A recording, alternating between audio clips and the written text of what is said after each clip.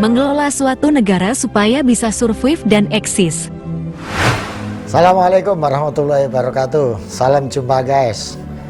Kali ini kita berada pada bulan kemerdekaan. Karena di bulan Agustus inilah bangsa Indonesia memproklamirkan diri pada tanggal 17 Agustus. Kemudian 18 Agustus diumumkan bentuk Negara Kesatuan Republik Indonesia. Lalu bagaimana guys kita menjaga agar Negara Kesatuan Republik Indonesia ini bisa tetap survive dan eksis? Karena apa? Para pejuang, para pendiri bangsa ini sudah bersusah payah membentuk, membangun, mewujudkan keberadaan negeri yang kita cintai ini. Nah, tugas kita sekarang ini adalah menjaga, memelihara agar negeri ini tetap eksis dan tetap terjaga keberadaannya.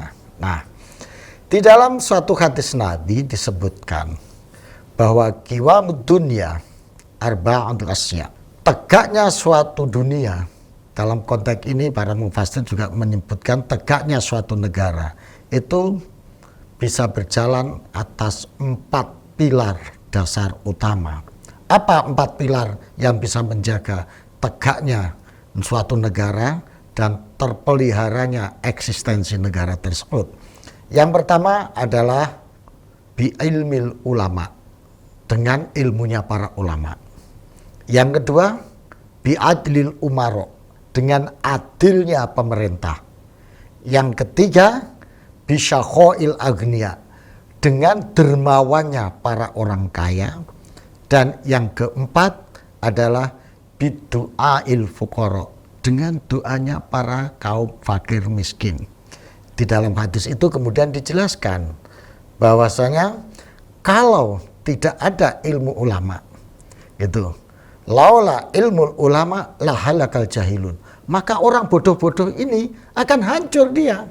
Karena nggak ada guidance, nggak ada tempat untuk melakukan konsultasi, nggak ada yang memberikan arahan bagi kehidupan orang-orang bodoh. Maka berkat ilmunya para ulama inilah, maka orang bodoh bisa memperoleh suatu guidance, gitu, sehingga menjadi tidak rusak akhlaknya, tidak rusak moralnya, tidak rusak pikirannya, karena ada ilmu para ulama. Hadis itu juga menjelaskan laula bi'adlil umaro la'akalan nas ba'duhum ba'do. Kalau tanpa adanya keadilan dari pemerintah, maka akan saling memaksa antara satu masyarakat, satu manusia dengan manusia yang lainnya. Karena tidak ada hukum, tidak ada keadilan.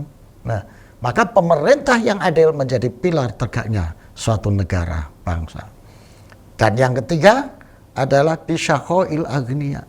Kalau tidak ada kedermawanan orang kaya, maka lahalakal, maka akan rusak, akan tidak makan, akan terlunta-lunta nasibnya orang miskin.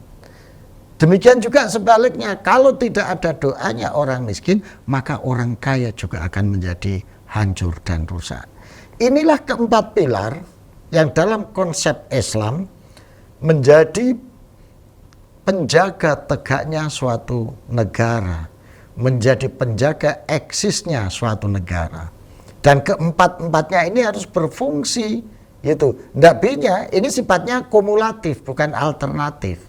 Jadi bi'ilmil ulama, ilmunya para ulama, inilah yang menjadi lentera kehidupan dalam berbangsa dan bernegara. Bi'adlil umar, dengan keadilan para pemerintah, pejabat negara harus adil. Karena kalau pejabat negara tidak adil, di hadis itu sebutkan saling memangsa antara rakyat, antar masyarakat, antar manusia, maka runtuhlah sendi-sendi kehidupan berbangsa negara. Dan juga orang kayanya pelit, orang kayanya eksploitatif, orang kayanya tidak peduli pada miskin, maka negara juga akan bisa hancur. Maka sistem ekonomi harus dijaga dengan baik. Jadi supaya para orang kaya ini kedermawannya, sikap ekonominya tidak eksploitatif, ya, tidak menindas, tidak mengambil, tidak serakah, mengambil yang bukan haknya, maksudnya tidak serakah, Maka ini prinsip bisyaqail aghnia. Di sini redaksinya menyatakan dengan kedermawanan orang-orang kaya. Dan ini tafsirannya adalah orang kaya yang tidak eksploitatif, orang kaya yang tidak serakah, dan orang kaya yang tidak pelit. Gitu. Dan yang berikutnya yaitu bidu'ail fuqara, doanya orang miskin. Doanya orang miskin itu manjur soalnya. Jadi di sini keempat-empatnya ini berfungsi. Jangan dikira kalau orang miskin itu nggak ada gunanya. Dibuang aja, disingkirkan saja. Jadi dalam konsep Islam masing-masing berperan. Yang miskin, yang kaya, yang pejabat, yang ulama, semuanya berperan untuk menjaga tegaknya suatu negara dan eksisnya suatu bangsa. Jadi kalau sekarang kita mengenang konsep pentahelik, maka Islam dari dulu sudah mengenalkan yang namanya catur helik, yaitu ulama, umara, pengusaha, gitu ya, atau orang kaya dan orang-orang fakir miskin.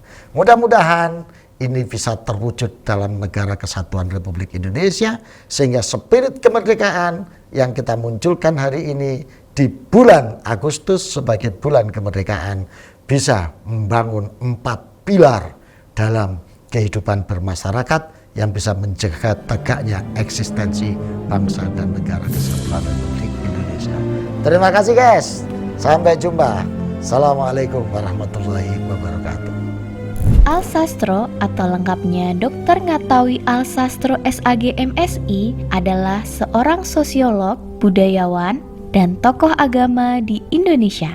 Alsastro aktif beraktivitas sebagai akademisi dan berkesenian, serta selalu keliling Indonesia menyapa berbagai kalangan masyarakat sebagai upaya untuk terus merajut keberagaman bagi Indonesia Raya.